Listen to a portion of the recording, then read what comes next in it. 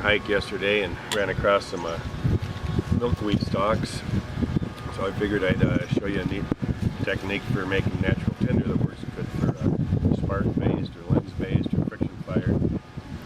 There's a lot of different plants out in the wild that'll work for this.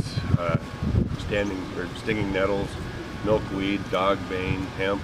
All those plants have good natural fibers that work good for tinder. Some of them are harder to get than others. This milkweed's actually pretty easy. You can just crush it with your fingers and bend it up to get to the fibers, but some of them, like the stinging nettles and the hemp, you have to kind of process a bit.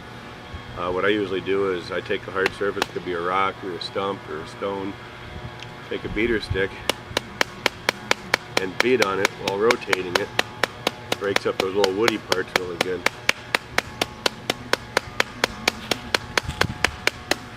And what you want is the fibers. Having some of the little wood chunks is good, but if you want something that's going to take a spark really good or really easy, you really want to get it nice and fine.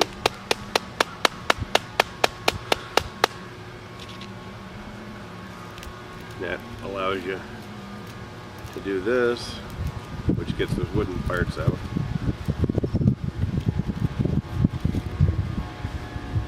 You can kind of strip the fibers off,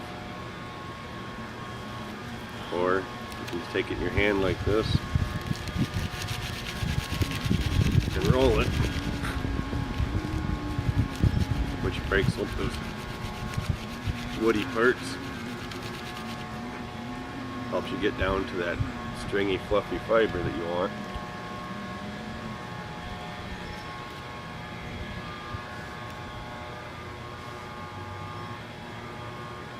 Get you what you're looking for.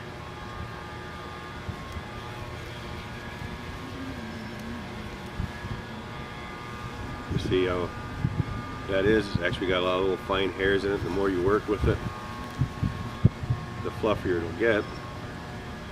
Now, I'd use a couple of them.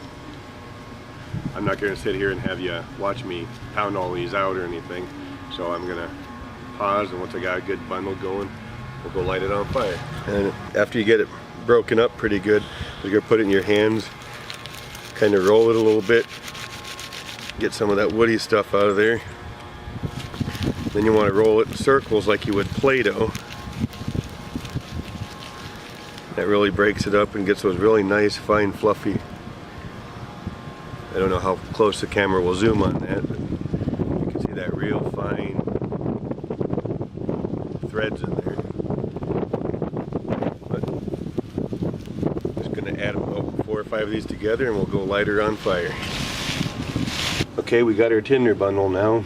It's about 4 or 5 milkweed stalks.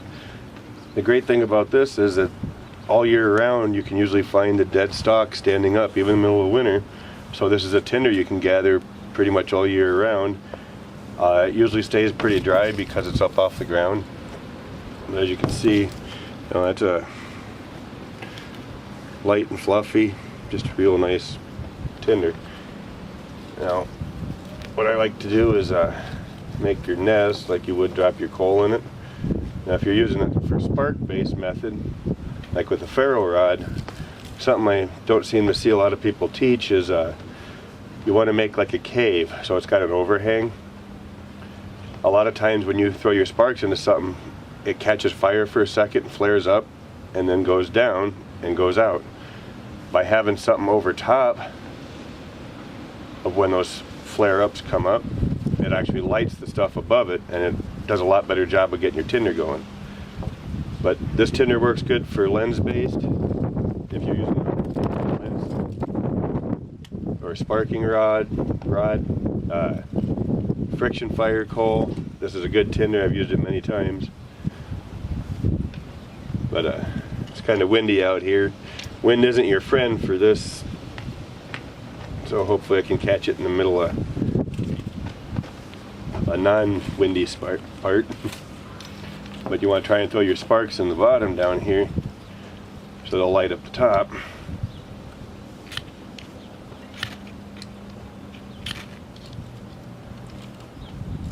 Yeah, sometimes it'll flare up like that and go right out.